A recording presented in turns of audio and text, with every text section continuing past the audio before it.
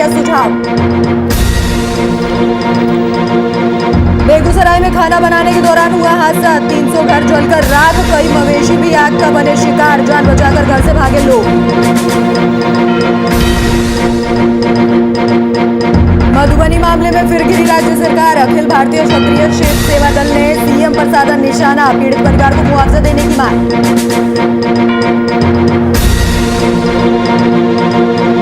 और मुंगेर में देसी शराब तस्करी का भंडाफोड़, पुलिस ने टेम्पो से भारी मात्रा में बरामद की शराब, 2 तस्कर गिरफ्तार।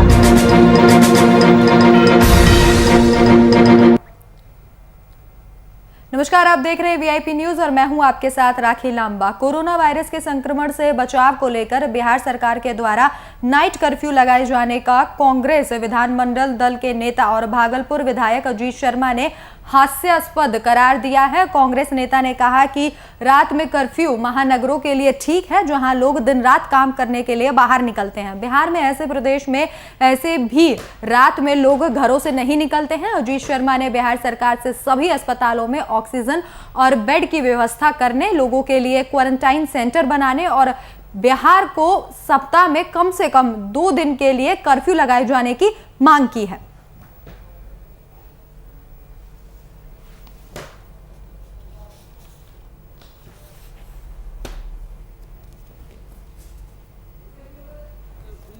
की सजा, मृत्युदंड की सजा नहीं सुनाई गई है। यह बेहद दुर्भाग्यपूर्ण है और मैं बिहार सरकार नीतीश कुमार जी से मांग करता हूं और पूछना चाहता हूं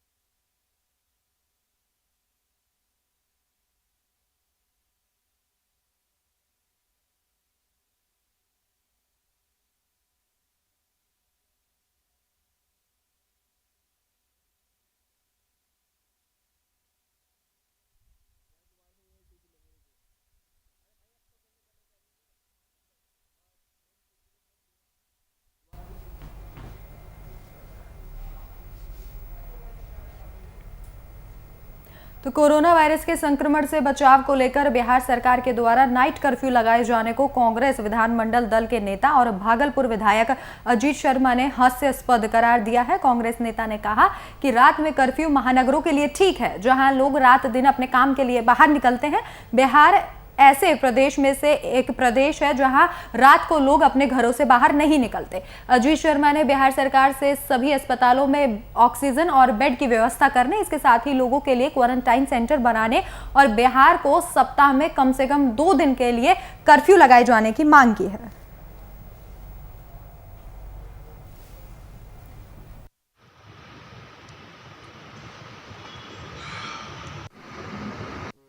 रात में कर्फ्यू, रात 9 बजे से लेकर सुबह 5 बजे तक। अरे ये तो बड़े बॉम्बे, दिल्ली में जहां नाइट लाइफ होता है वहां लोग न निकले उसके लिए कर्फ्यू लगाया जाता है। बिहार में तो 9 बजे से लेकर 5 बजे तक ऐसे ही घर से लोग नहीं निकलते हैं। होना यह चाहिए था, इस निर्णय में आप हॉस्पिटल में ऑक्सीजन की व्यवस्था करिए, बेड की व्यवस्था करिए, जैसे कि हम लोग और भी जगह क्वारंटाइन बनाने के लिए जगह स्थापित कीजिए।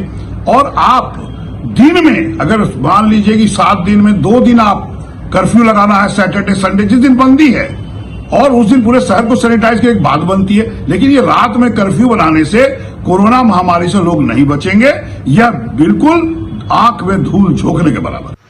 तो इस खबर पर जानकारी साझा करने के लिए हमारे bureau chief Rajiv Pandey phone line पर मौजूद है। राजीव जी, जिस तरीके से लॉकडाउन को लेकर लगातार राजनीति गर्माती जा रही है, सर्वदलीय बैठक हुई, उसमें भी कांग्रेस ने यही कहा कि सरकार को योजना के साथ बिहार में लॉकडाउन लगा देना चाहिए, और अब एक बार फिर से कांग्रेस के द्वारा यहां कर्फ्यू लगाने की मांग की गई है कि कम से कम सप्ताह में 2 दिन बिहार में कर्फ्यू लगाया जाए।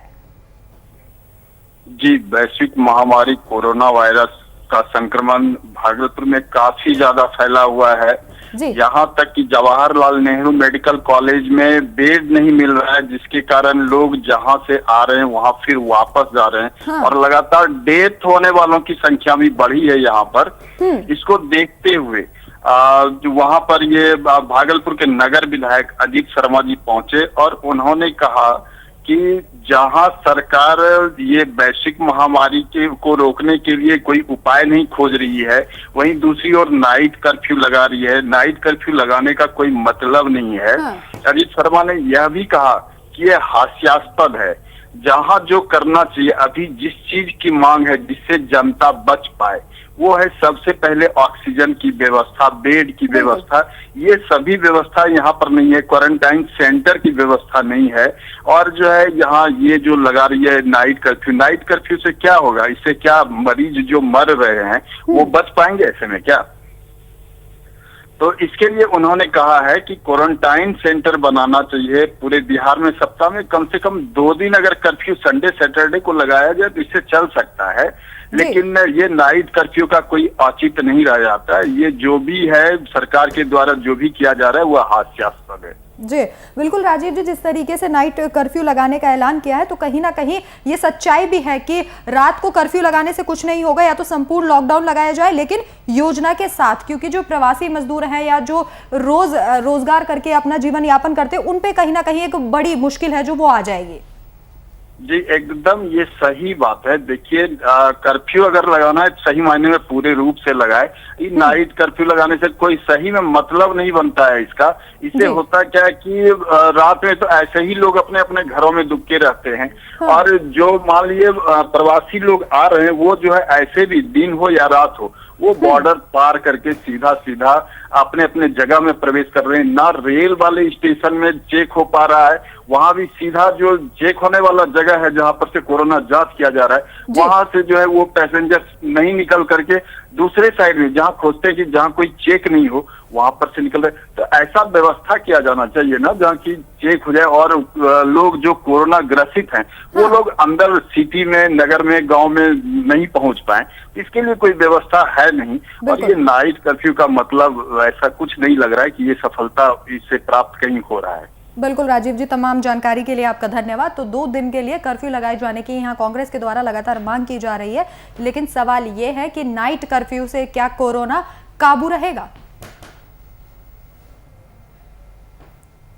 वहीं मधुबनी में हुए नरसंहार के बाद विपक्षी दलों और स्वर्ण सामाजिक संस्थाओं का प्रहार नीतीश सरकार पर लगातार जारी है। वहीं अब अखिल भारतीय क्षत्रिय सेवा दल ने नीतीश सरकार पर जमकर हमला बोला और पीड़ित परिवार को उचित मुआवजा देने के साथ ही जो दोषी हैं उन्हें उम्र कैद की सजा देने की मांग की।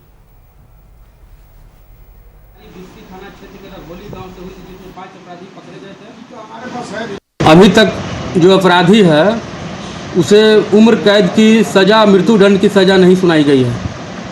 यह बेहद दुर्भाग्यपूर्ण है और मैं बिहार सरकार नीतीश कुमार जी से मांग करता हूँ और पूछना चाहता हूँ कि अभी तक उस परिजन से मिलने आप क्यों नहीं गए, जबकि सारे लोग गए, पूरा महकमा वहाँ गया।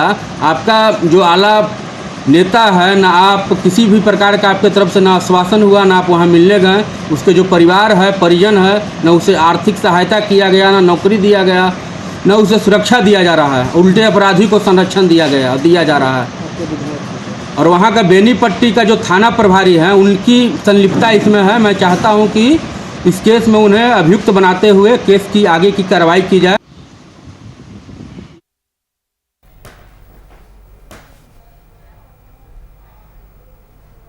बिहार के पूर्व शिक्षा मंत्री सह जेडीयू विधायक मेवालाल चौधरी के निधन के बाद पूरा मुंगेर जिले में शोक की लहर दौड़ गई है। वहीं उनके चाहने वालों ने शोक में क्षेत्र के सभी दुकानों को बंद कर दिया है। वहीं लोगों का कहना है कि तारापुर के जेडीयू विधायक मेवालाल चौधरी शिक्षाविद के साथ साथ जनप्रिय नेता भी थे, तभी वे लगातार दूसरी बार भी विधायक के पद पर काबिज हुए और जनता ने उन्हें भारी मतों से जिताया था। उनकी मौत से इलाके में मातम पसर गया है। तारापुर बाजार में आज शोक के चलते बाजार बंद किया गया।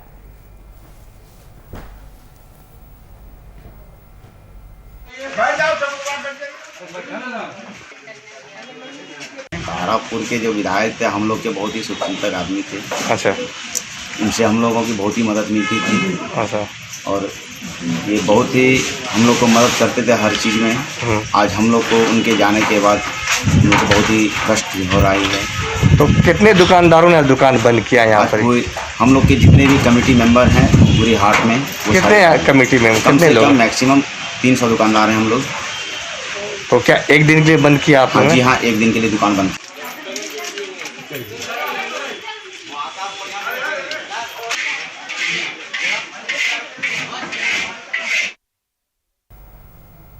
वहीं बेगूसराय में अचानक आग लगने से तकरीबन 300 से ज्यादा घर जलकर राख हो गए। इस घटना के बाद काफी देर तक उस जगह अफरा तफरी का माहौल बना रहा। वहीं आग लगने से 50 लाख से ज्यादा की संपत्ति जलकर खाक हो गई। लोग अपनी जान बचाकर इधर उधर भागते दिखे। घटना लाखों थाना क्षेत्र की है। बताया जा रहा है कि अचानक एक घर में आग लगी। आग ने इतना विकराल रूप ले रखा था कि सभी घरों को उसने अपनी चपेट में ले लिया। फिलहाल कई दमकल विभाग की गाड़ियां वहां पहुंची और आग बुझाने की कवायद में जुट गई। इस घटना के बाद पूरी बस्ती में हाहाकार मचा हुआ है।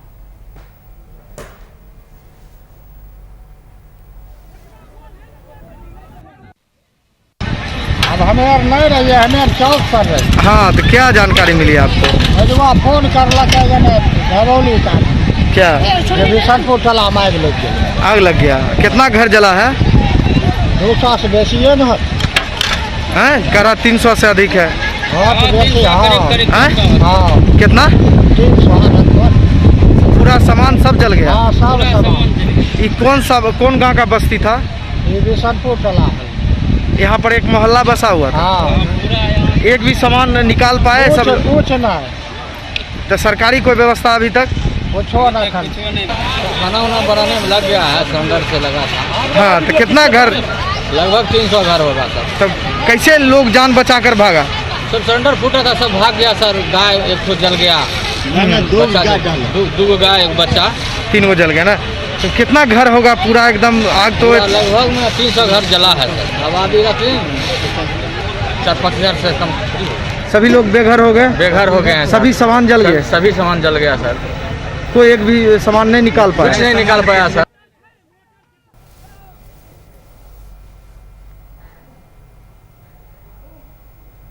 समस्तीपुर खानपुर थाना क्षेत्र के श्रीपुर गाहर पूर्वी पंचायत के वार्ड नंबर 7 श्रीपुर गाहर गांव में अचानक आग लगी होने से देखते ही देखते 8 घर जलकर राख हो गए।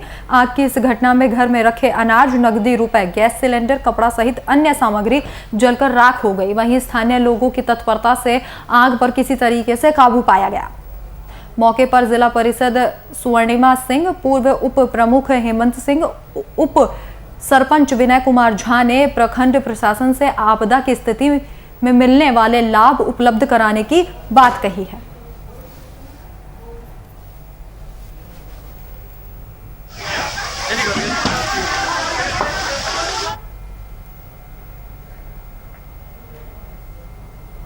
वहीं बेगूसराय पुलिस को एक बड़ी कामयाबी हाथ लगी है, जहां पुलिस ने बेगूसराय और खगड़िया का टॉप 10 कुख्यात अपराधी ज्योतिष कुमार को बड़ी संख्या में हथियार के साथ गिरफ्तार कर लिया है, जिसकी गिरफ्तारी बलिया थाना क्षेत्र के शक्ति चौरा गांव से हुई है।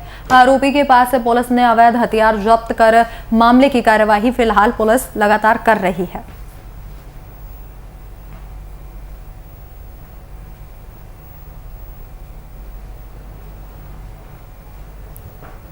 दिनांक 18/4/21 को गुप्त सूचना के आधार पर पुलिस अधीक्षक महोदय के निर्देशानुसार डीएसपी प्रोबेशनर जो एसएचओ बलिया हैं रविंद्र मोहन प्रसाद के नेतृत्व में एक टीम गठन की गई थी और हम लोगों को जानकारी मिली थी कि ये ज्योतिष कुमार कहीं पे है।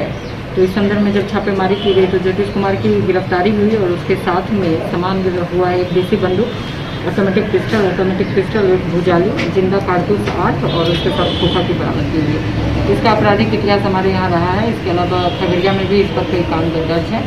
अभी आगे की कार्रवाई की।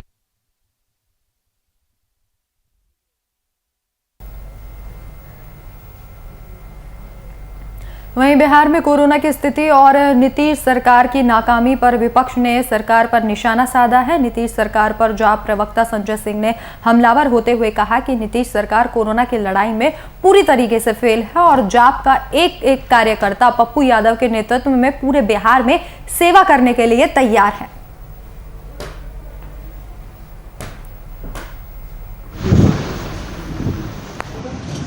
सिंह इस विकट समस्या जो कोरोना काल का है, इस समस्या में जुझारू रूप से सेवा करने के लिए तत्पर है। आपने देखा हो कि जो काम सरकार को करना चाहिए वह काम हमारे राष्ट्रीय अध्यक्ष पप्पू यादव जी के द्वारा, उनके कार्यकर्ताओं के द्वारा किया जा रहा है। सरकार के पास आपने देखा कितनी खामी है। लगभग 14 महीना हो गया कोरोना काल में प्रवेश किए हुए, और 14 महीना के अंदर इन्होंने कोई ठोस कदम नहीं उठाया, जिसका परिणाम है कि पूरा शहर से लेकर के गांव लाश में तब्दील होने जा रहा है। भुखमरी की स्थिति बहाल है, लोग पलायन कर रहे हैं, लेकिन जो पलायन कर रहे हैं उनकी भी पूरी व्यवस्था नहीं है। न रोजगार की गारंटी है, न उनके स्वास्थ्य की गारंटी। वहीं मोतिहारी में बढ़ते कोरोना संक्रमण को देखते हुए मास्क चेकिंग अभियान चलाया गया। इस दौरान अरेराज अनुमंडल के सामने बिना मास्क वाले लोगों का चालान काटा गया। इसके साथ ही बिना मास्क के नहीं निकलने की सख्त हिदायत दी गई। इस दौरान प्रशासन की ओर से 3 अलग अलग टुकड़ी में मास्क चेकिंग अभियान चलाया गया।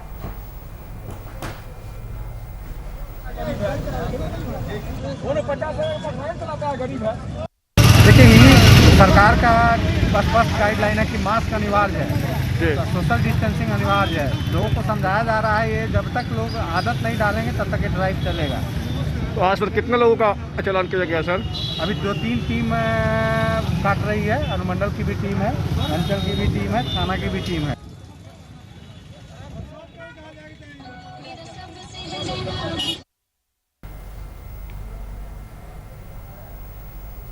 कोरोना के बढ़ते फैलाव के बीच कोरोना गाइडलाइन की धज्जियां उड़ाने के आरोप में बाढ़ अनुमंडल प्रशासन ने एक बड़ा एक्शन लिया है, जहां बाढ़ एसडीओ सुमित कुमार ने मोकामा के 4 मॉलों को सीज कर दिया है। इसके साथ ही मॉल मालिक पर एफआईआर दर्ज करने के आदेश भी दिए हैं। वहीं मोकामा शहर में सभी मॉल को कोरोना गाइडलाइंस की उपेक्षा कर उपभोक्ताओं की भीड़ जुटाई जा रही है, जिसके बाद लोगों से मिली शिकायत पर प्रशासन ने ये बड़ी कार्रवाई की है। प्रशासनिक अधिकारियों की इस कार्रवाई से शहर में अफरा तफरी मच गई।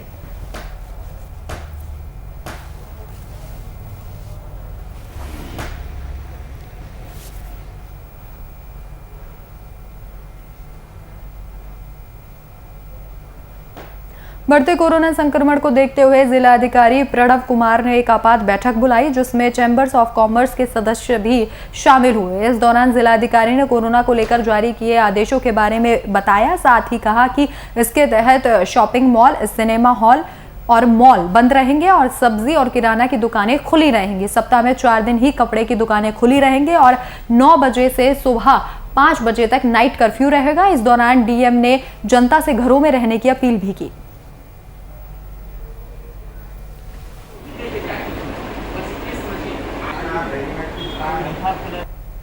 प्रतिबंध बढ़ाए गए हैं ताकि कोरोना का जो संक्रमण लगातार फैल रहा है इस पर कुछ ब्रेक किया जा सके। इसको लेकर के जिले में भी सभी दुकानों को 6 बजे के पूर्व बंद करने का आदेश दिया गया है और उसी क्रम में उसकी मोडालिटी तय करने के लिए आज हम लोगों ने एसएसपी, एसपी सिटी, एसडीएम्स दोनों और डीएसपी और इसके साथ साथ जो जिले के विभिन्न जो प्रतिष्ठान हैं, जो व्यवसाय हैं, उसके प्रतिनिधियों के साथ, जिसमें चैम्बर ऑफ कॉमर्स के लोग हैं, थोक व्यवसायी संघ, थोक वस्त्र विक्रेता संघ, इस तरह से अन्य फुटकर विक्रेता संघ के जो प्रतिनिधि थे, उनके साथ विचार विमर्श करके सामूहिक रूप से यह निर्णय लिया गया है कि जिले में जो फल, सब्जी इत्यादि की जो दुकानें हैं, ये दुकानें सुबह से लेकर के शाम के 4 बजे तक संचालित होंगी।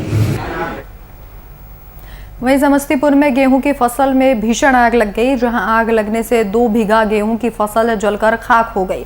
मामला मुफस्सिल थाना क्षेत्र का है। लोगों का कहना है कि गेहूं के खेत में लगे बिजली के पोल में शॉर्ट सर्किट होने के चलते एक चिंगारी गिर गई, जिससे भीषण आग लग गई और स्थानीय लोगों की मदद से आग पर काबू पा लिया गया। साथ ही फायर ब्रिगेड की टीम समय से नहीं पहुंचने पर लोगों का आक्रोश देखने को मिला।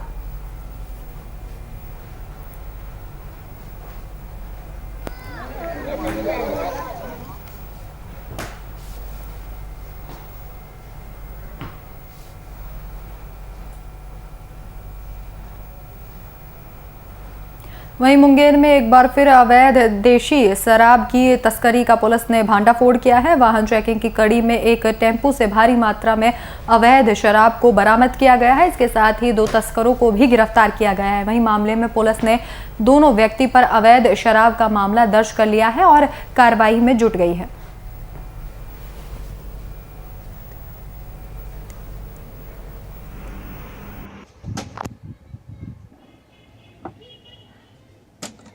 संग्रामपुर पुलिस के द्वारा उसे 500 ml का 500 बोतल प्रत्येक 300 ml का देसी शराब प्लास्टिक के डिब्बे में पैक बरामद किया गया है, जो टेम्पो के छत के ऊपर बने तहखाने में छिपाकर रखा गया था। 2 व्यक्ति को गिरफ्तार किया गया है। एक व्यक्ति रितेश कुमार और दूसरा फागू मंडल है। इस संदर्भ में आवश्यक कानूनी कार्रवाई की जा रही है।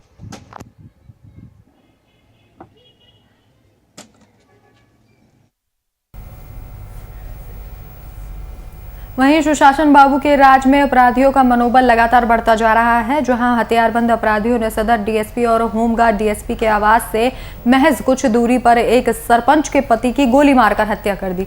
पुलिस अधीक्षक और जिला अधिकारी कार्यालय के पास परिजनों ने शव रखकर विरोध प्रदर्शन और आगजनी की। फिलहाल पुलिस ने हत्याकांड मामले पर 7 नामजद अभियुक्त बनाए हैं, जिसमें से 3 लोगों को फिलहाल गिरफ्तार कर लिया गया है।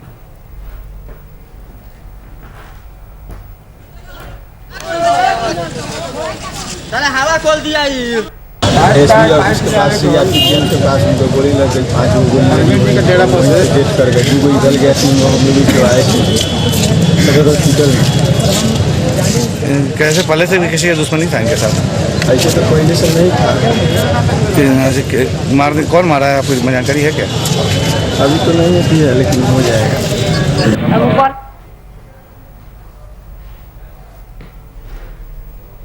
ठोकर लागल बा, कहते जे कहवा ठोकर लागल बा, तो कहतारन जे बोलू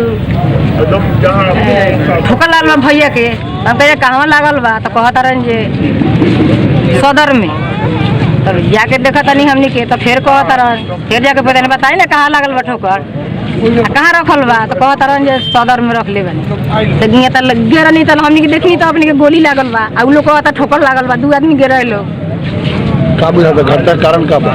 कारण बा अपने के गोली मार ले बनी।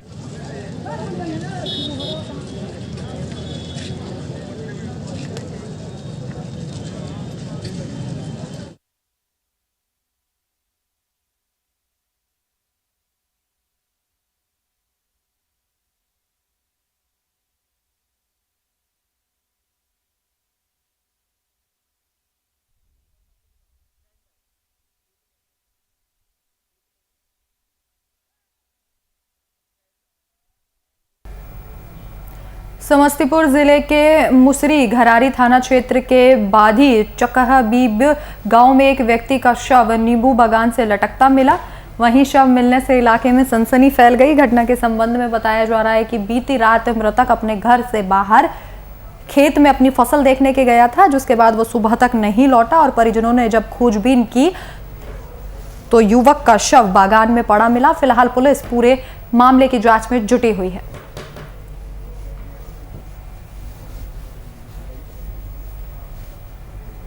के संबंध में बताया, सुबह जब सूत को उठे तो कुछ शोरगुल मालूम हुआ, तो हमने अपने चचेरी बहन से पूछा जो चाचा जी कहाँ हैं, तो उसने बोली जो पापा बोर्डिंग पे गए हैं, बोर्डिंग चलाने के लिए।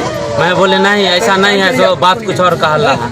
तब भगदड़ दौड़ गया। जब वहाँ गए दौड़ के गए खेत में देखे तो उनको देखे 4 में रस्सी से लटकाया हुआ। पहले सुबह जानकारी हुई कि मेरे ही वार्ड में, वार्ड नंबर 10 है, बागी पंचायत, हम लोग ग्रामीण लोग हैं, काम कर रहे थे भूसा का दौनी का। मालूम हुआ कि जो वहाँ एक लाश मिला है, तो हम लोग के यहाँ है। अब हम लोग देखे, ये तो हम लोग को परिचित आदमी है, पूरे परिचित है, हमारे बहुत सम्मानित लोग हैं, LIC का कार्य करते थे। ये मुखिया जी का बागान है, उन्हीं का ये।